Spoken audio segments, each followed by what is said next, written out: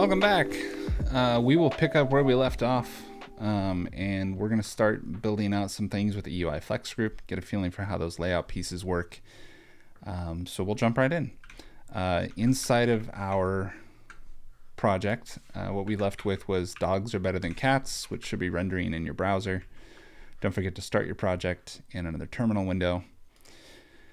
And yeah, let's do some stuff. So the first thing I'm going to do here is get rid of this export the way this is, and I'm going to define a new constant for home.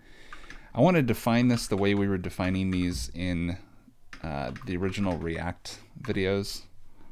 So specifying a type of React.fc, and we'll just return an H1 that says home for now. And I want to take this opportunity to draw your attention to something. If we look at our routes file, you'll notice here that we're importing home without curly braces. And there's a difference between these imports and exports in React, right? Like sometimes we see the curly braces, sometimes we don't. When we don't see the curly braces, this is because there's a default export that exists within a file.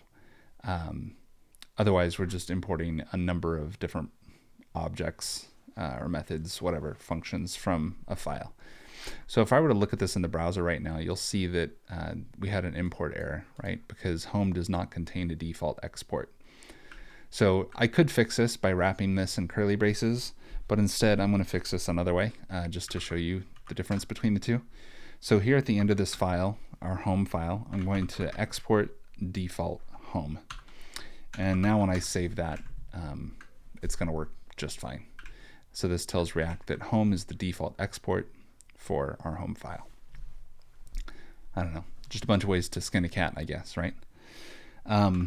Okay, now let's start doing some stuff with EUI FlexGroup.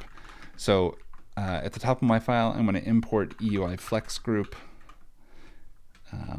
I need to import EUI Flex item, and I'm also going to import EUI panel, and those will all come from Elastic EUI. And then I'm going to replace my div in H1 with a flex group. So this is actually basically exactly what I want. This is GitHub Copilot doing its amazing thing. So flex group direction column, gutter size none, EUI flex item, grow false. So I'm going to accept this change real quick, but I'm going to make a few changes. I'm going to take the grow false off of this, and I'm going to take all of these properties off of this for now. So now what we're left with is just a flex group with a flex item and a panel inside of it. So we can save that and see what it looks like in the browser. So let's inspect the DOM structure of this so we can see what's going on. So we have a div that's an EUI flex item, or sorry, we'll go up one higher. A div that's a flex group, a div that's a flex item, and then a div that's a panel, right? So the flex group will always take the full width of the container, and the flex items inside of a flex group will take the full width of the flex group that they're a part of, or proportionate width. So if you had two of them in there, that width would be split equally. So if we were to take, this bit here and put, I don't know, 4 of them in there and save that, you would see that we have 4 equally sized flex items inside of there. Pretty neat. You'll also notice that these flex groups do not go full height, right? So if we wanted to account for that, we should probably do that with CSS or inline styles. So let's go ahead and write that real quick. So I could come in here and I could throw a class name on this, like so, and I can call this like my flex panel or my flex group, and then I could go style that in CSS. But instead of that, I'm just going to define some inline styles. So I'm going to say const styles equals, and then I'll throw another property in here called wrapper, and we'll just use this to set the height of the flex group. So I'll say height calc. I'll do a calc on this. I think those two header elements combined are 96 pixels, which is 6 rems. So we'll say height is 100 view height minus 6 rems. Actually, let's give ourselves some more space. We'll say 8 rems. And then all we need to do here is specify the styles that we want to use on a flex group. Oops, on the flex group itself. So style equals, and then we'll just call this like a an object. So styles.wrapper. And now those styles are coming from our styles object that we declared up there. And so when we save this, go over to our browser, we're basically full height. So now let's talk about some of the properties available on flex groups and flex items.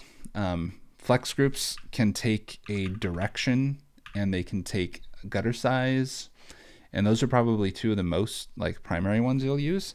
They can also take like spacing, align items, justify content, that kind of thing, which maybe we'll get into. But so for now, let's just play with gutter size. So we'll say gutter size. We could set this equal to none, right? And that's going to let all of our columns be like super buddy, right? They're all hugging up next to each other. We could set this up to like XL, I think XL is the highest it goes. So you get some nice fat gutters if that's what you're looking for. We'll take that off. And then we'll play with the direction here in just a second. But I want to talk about some of the props on the flex items themselves. One of the most common ones you'll probably find yourself using is the grow property. And you can set that to false. And what that's going to do is it's going to restrict the flex item to it's going to restrict it to the width of the content that's inside of it. So our first column now is restricted basically to the width of hello world plus some padding, right? So if we were to do that on that one and maybe this one, oops, not that one, but the one below it.